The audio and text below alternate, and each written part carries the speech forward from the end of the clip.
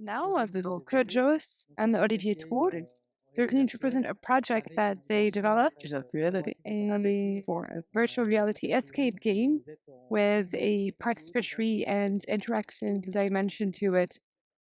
So it's a solo in the end.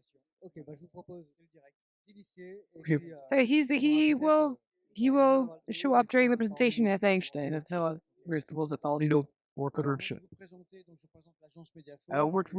So I am from Mediafaune. I would like to tell you about two projects. So an IRL and a VR escape game. Yes. You're Hello. Hello.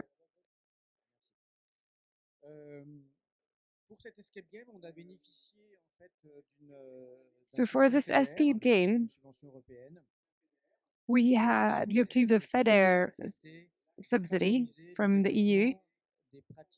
This is because we encourage the development of digital practices and cultures. Sorry, there's a mistake on my slide. So we're based in the Brocéliande area, so the Ille-et-Vilaine department. Here, things were supported, so creating activities around digital culture. And we also had to work on the regional inclusion and digital mediation through the organization of collaborative workshops. So this collaborative workshop was to say that there are situations. Here is my colleague. So we're going to suggest that they take part in the modeling of the cultural and heritage that they are in charge of, and then we are going to include this in the scenario of our escape game. So we're in the territorial aspect. It's about teaching them to do this in 3D, and then you're going to do this research work, which is impossible to do for us for equipment. It takes too much time. So we wanted to work on both things. So we're missing an image here, but it's not a problem. So Claude is right here. Right on time. So here is a microphone. Can you tell us what you what you experienced in these collaborative workshops? And I'm going to prepare a little movie in the meantime. So please forgive me for being late. So 5 of us got involved from 22 to 75 working on these new technologies, and within the framework of this workshop, we prepared these workshops. We had an aviation camp that had been abandoned that we were working in, and it has a very rich history dating back to the beginning of the 20th century. And there are remains there as well, and this is why we worked with Studio 4. So we had elements of history in mind, and we worked with a historian who did a master's on this topic. This was the material that we worked on, and we prepared this warehouse, which used to host clients, and it dates back to 1925.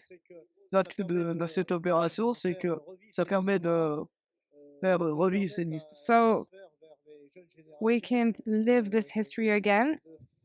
So that people learn more about our heritage with a development mode which is a lot cheaper than changing these warehouses, and also to have young people that get involved in the project.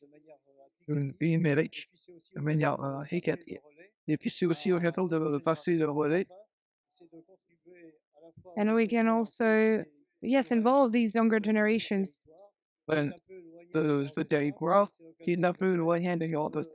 This is an area which is surrounded by greeneries, and you can easily have access to this via smartphones or tablets or computers. So let me tell you about this escape game itself. Et j'ai besoin de vous pour faire partie de mon équipage. Vous avez had an experience. So Ferdinand Fortelu is the main character. As you can see here, the person has a little button. So they're both in this virtual world that they can press the button and be Permet de capter vos mots et de les représenter in the room. And they're going to play with another person who is in another room where there's a conventional communiquer par l'autre. escape game. So people will both have to solve part of the enigma. This is why we call this a hybrid game, because we also worked on haptic sensors that make you feel as though you touch a steering wheel, Une expérience unique. On fait un escape game. an item, and everything. So we have a company that we worked with, which is specialized in images and sound. So we're talking about a hybrid, a mixed, or an asymmetric game. It means that every time we wanted to ensure that people are not only in the virtual world, we want them to be able to come back. So we're not trying to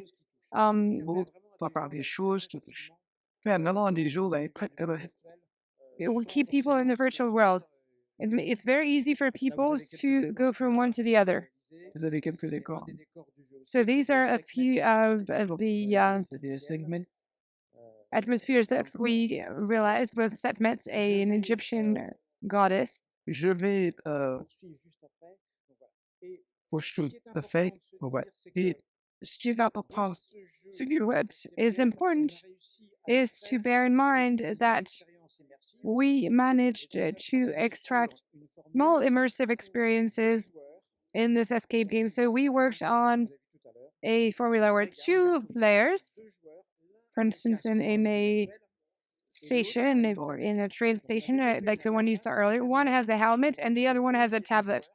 So we created a platform that allows the second player who doesn't have a helmet to play the one that has a helmet. This makes this experience completely autonomous, and it allows a site to be able to easily launch the animation through the steering of the game via the helmet, the headset, rather. So we're going to continue this work with Claude. On the site, they're going to have a helmet and a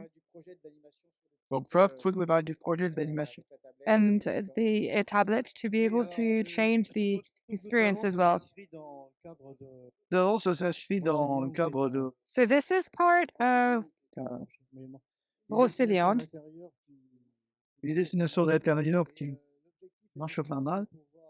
which is a destination which works quite well.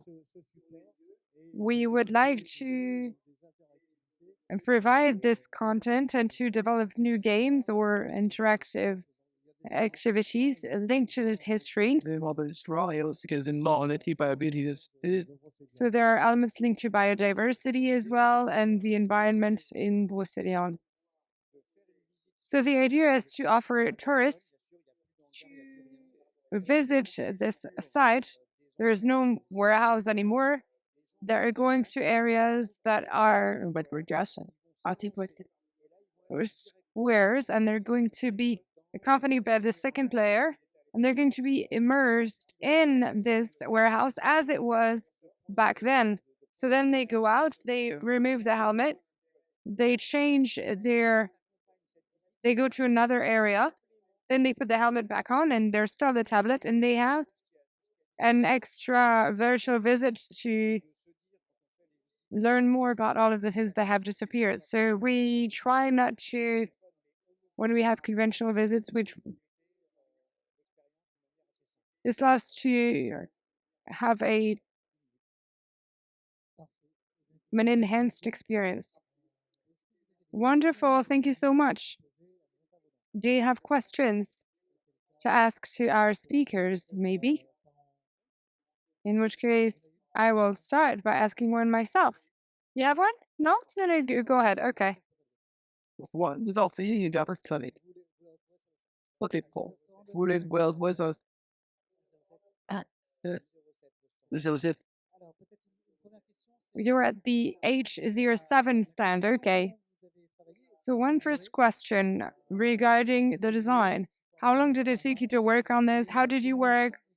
Did you have workshops? How did it work? And how did you involve young people? And lastly, how did you work on the scenography? Le travail a commencé. So we started this work 2 years ago. This game. So the escape game that we built, which is going to be delivered in May, is going to be set up in Brittany.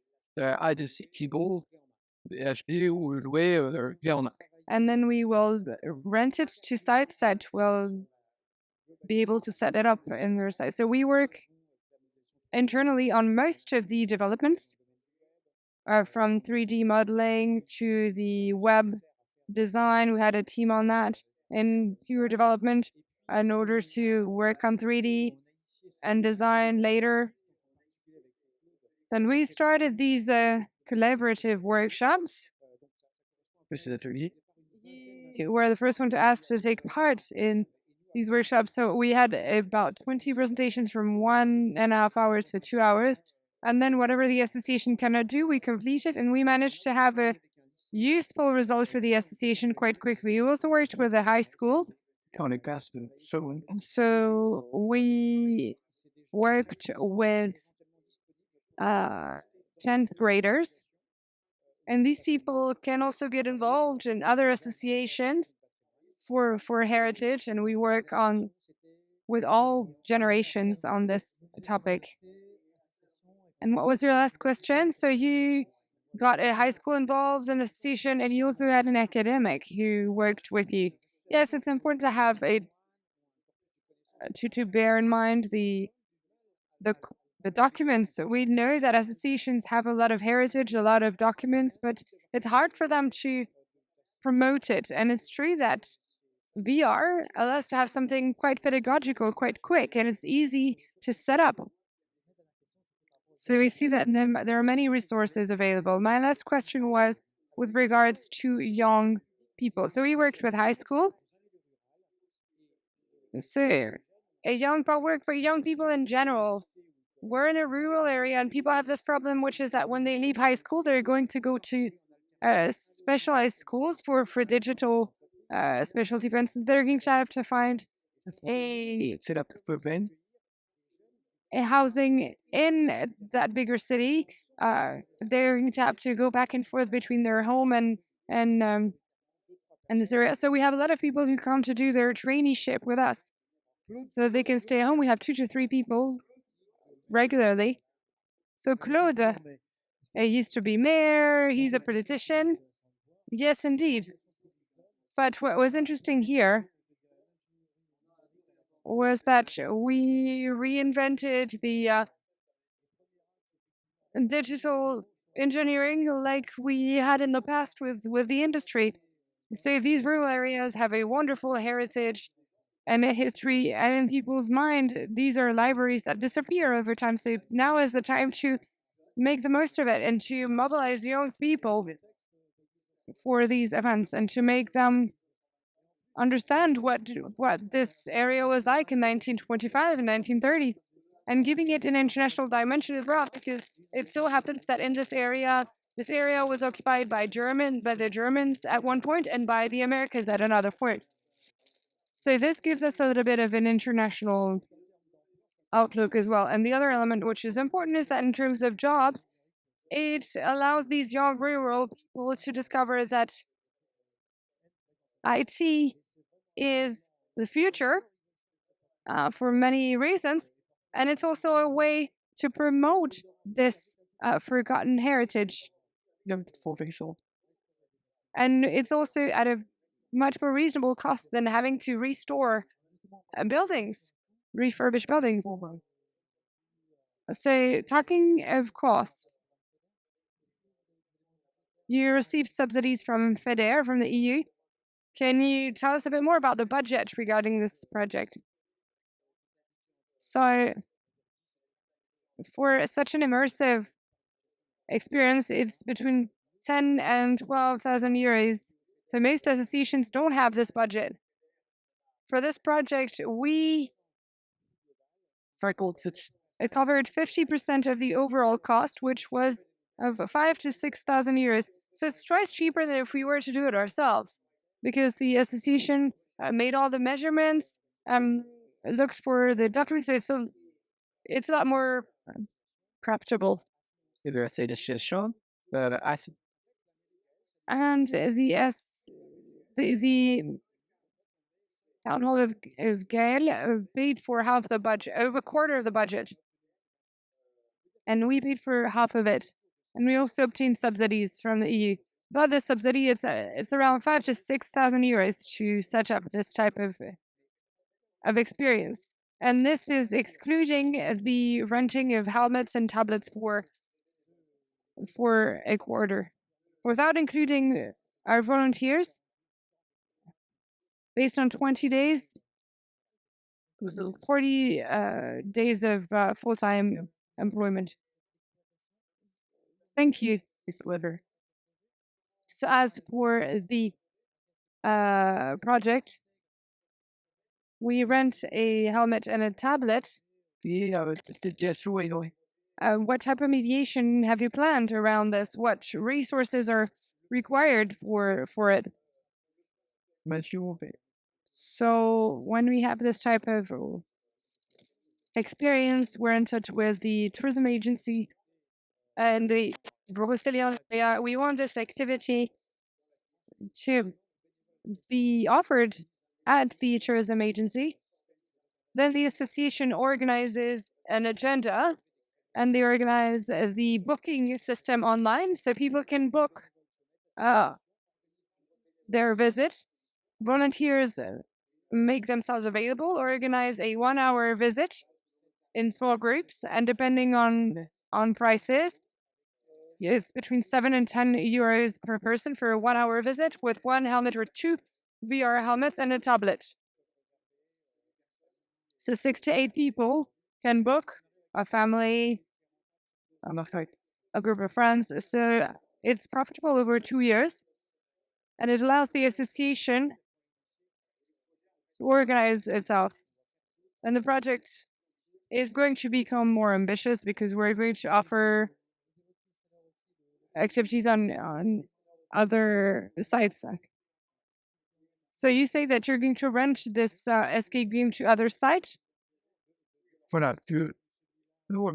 So indeed, creating an escape game like this one, which is unique, it's a significant budget.